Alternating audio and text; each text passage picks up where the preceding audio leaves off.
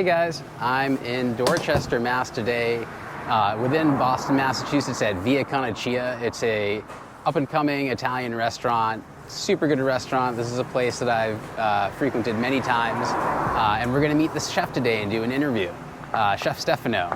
Let's check it out. Hey Stefano, how's it going? Hi guys, hi Leo. How are you? Good to meet you. Likewise. Again. How are you? Doing good. Yeah. You ready to do the interview? Absolutely. All right, let's do it. Thank you. Is there anyone in particular that inspired your love of cooking? Yes, I believe it was my mom. Since I was a kid, my mom was always in the kitchen back in Rome. But my mom is French, so she was always mixing French cuisine and Italian cuisine. So I was always fascinated about her cooking French cuisine and making fresh pasta for my grandfather. So I was in love with that, and I was always behind her trying to learn and cook. Yeah. So you're multilingual, right? Yes, yeah. I speak fluent Italian and French and English, a little bit of Spanish. That's amazing. Yeah.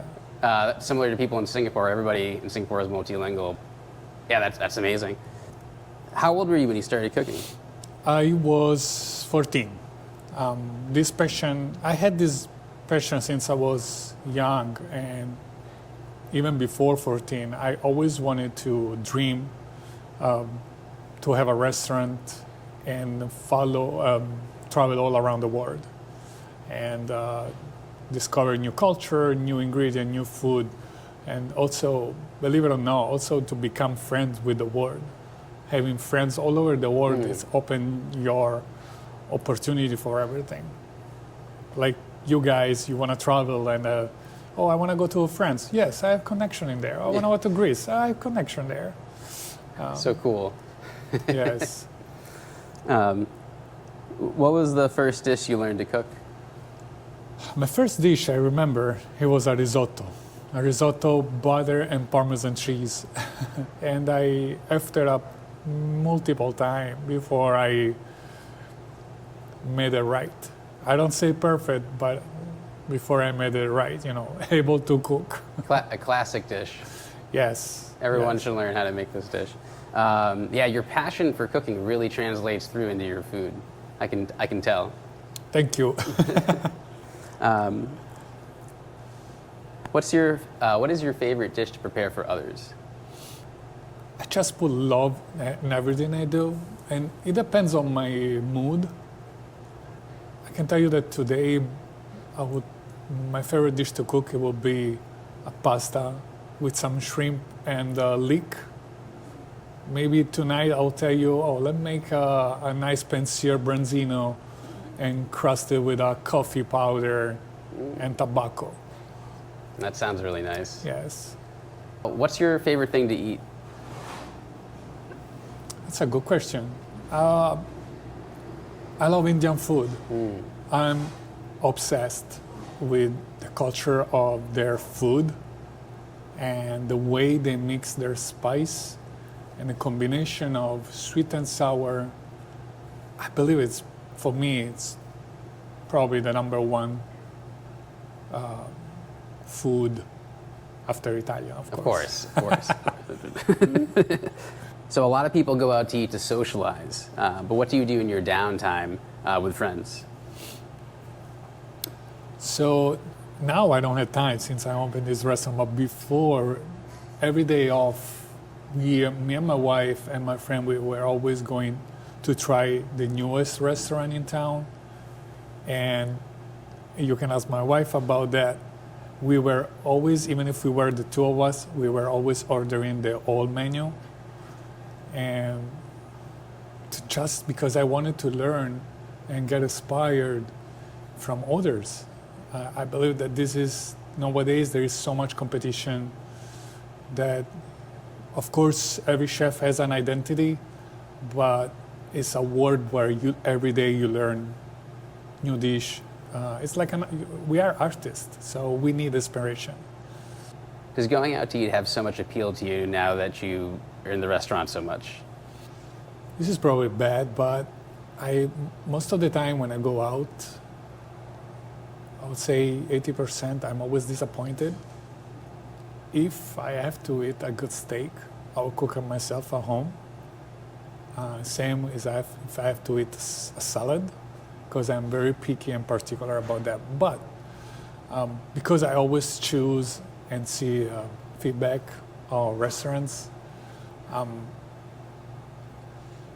yeah, sometimes I'm happy, but majority of the time I'm disappointed. Yeah. It really have to, because I don't taste love in the dish. And for me, that's the most important. I don't care about the presentation. I care about what I eat. And sometimes maybe it happens to everybody, but there is a lack of love in the food. Yes. That makes complete sense to me. Is there a dish that you love to prepare for yourself that you normally don't prepare? And if it's somebody else, who does it best? I love making sandwiches, Yeah. but I don't eat them much because I wanna be fit. But I love a good tomato mozzarella and pesto basil sandwich is my favorite sandwich ever. One thing that I really enjoy making is my guacamole.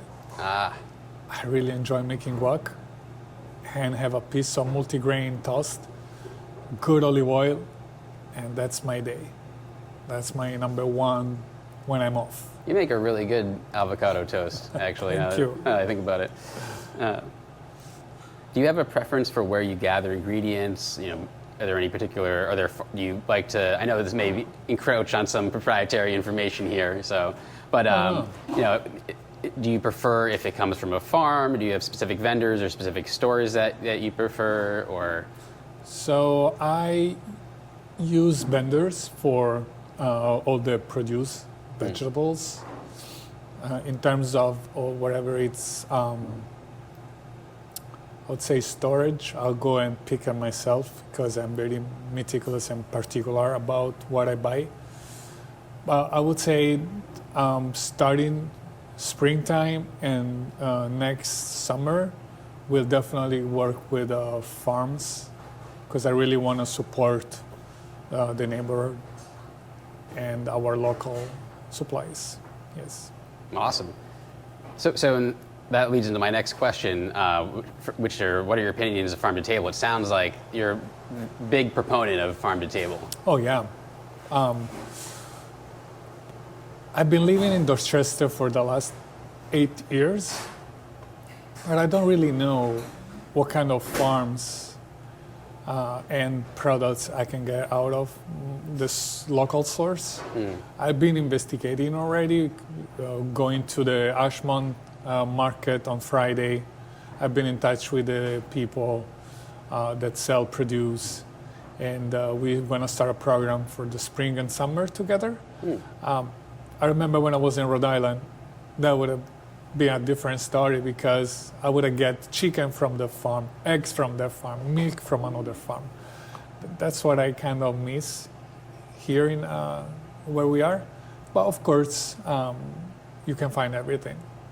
Yes. Having the right vendors is so important because the vendor, you curate the vendor, you pick the vendor, but the vendor also curates the food as well. So if you pick a good vendor, they can really supply you with good stuff. That's what my father used to do before he retired. Oh, no he way. imported ingredients from Italy. Yeah, establish a good connection with your vendor. It's the key of, one of the key of your success in terms of business owner and chef as well. It's an important relationship. Yes, Very important relationship. absolutely. What ingredients do you think instantly elevate a dish? This is a question that I always ask myself. If a person like now is just present me with this question, I would say for me the 3 ingredients that I will never miss in my dish, it's olive oil, garlic, onion. Solid. Yes. If I would talk about pastries, I would say eggs. It's probably the most important ingredients. That explains why they're so good. We are also vegan friendly, by the way. Our veggie friends are Yeah, welcome. oh, yeah. Yes. Vegetable, to me, it's the number one ingredient in my menu. Interesting. Yes, I'm so addicted to vegetables, and you can see it on my salad. You can see on the side dish that I put on the menu. There's a lot of vegetables. Yeah. It really translates through your passion for that. Thank you. What would you say your cooking style is, or your chef style is? I used to work my entire career since I was 19. I'm now 40. Since I was 30, I used to work in Michelin star restaurant. So I would have described myself as a modern fine dining chef. But I always had my vision as a chef owner of a restaurant, and my dream was to cook comfort food. No more than 4 ingredients in a dish, where the people enjoy the simplicity and unique flavor of a tomato sauce, or just a fancier broccolini with just garlic, olive oil, and chili flakes. There's nothing better than that. You don't need 25 chefs and 20 different ingredients to make a person happy. You just need to put some love, some 3 ingredients, and a good product, of course. It's amazing that you really follow your dreams like all the way through to the end. A lot of people, they don't do that, but you picked a course and you stayed with it, and things are, I think, really working out. Thank you. It's hard. It's been a tough journey. So I heard that you got run over by a police car when you first moved over here to the U.S. God. Is that? Do you believe that? I believe it. It could happen. Yeah. Here in Dorchester, yes. Yeah, this happened on 2015. I was here as a tourist because I wanted to taste my territory and see if me and Loic, the owner of the Petit Robert Bistro, we are really good friends now. We were a good match in terms of working together. It's not easy. I was coming from Italy. I was back in Maldives when Loic contacted me. So I dropped off Maldives and I came to Boston. And my second day, I was in Belmont. I was living in Belmont, and I was driving my bike all the way through the river, the Charles River. And a policeman with his car, he was going back into the road, and he was so attentive on this computer on a side passengers, and he didn't see me. So he ate. Lucky enough, he hit me when a very low speed, but I still had this look at the shoulder, this look at the knee. The bicycle was destroyed. Oh my God. And I spent 1 month rehabilitation in the hospital. Yeah. It's horrible. That's just a testament to your tenacity, though, that didn't stop you, and you still came. Oh my gosh. A lot of people would be deterred by that. Trust me, I was 99.8%. I was going, Mom, no, it's not working out. I think I'm going to go back to Italy or somewhere else. But right. I wasn't lucky enough at the beginning. Luckily for me, here everything worked out well. Do you watch any celebrity chef shows? And if so, which ones are your favorite? Not anymore. I used to watch them. I don't see the reason why you're watching this show. Before I was addicted to Bobby Flay. Beating Bobby Flay. I always wanted to go on this show and beat him. Yes. Well, maybe one of these days, why someone not, will right? reach out, right? Maybe Yeah. somebody will watch this interview and say, let's see what this guy's got. Yes. I want to beat you, Bob. Fantastic. Awesome. Thank you. You're welcome. Thank you Okay. so much, guys. Hope you guys enjoyed the content. Please like and subscribe, and I'll see you in the next one.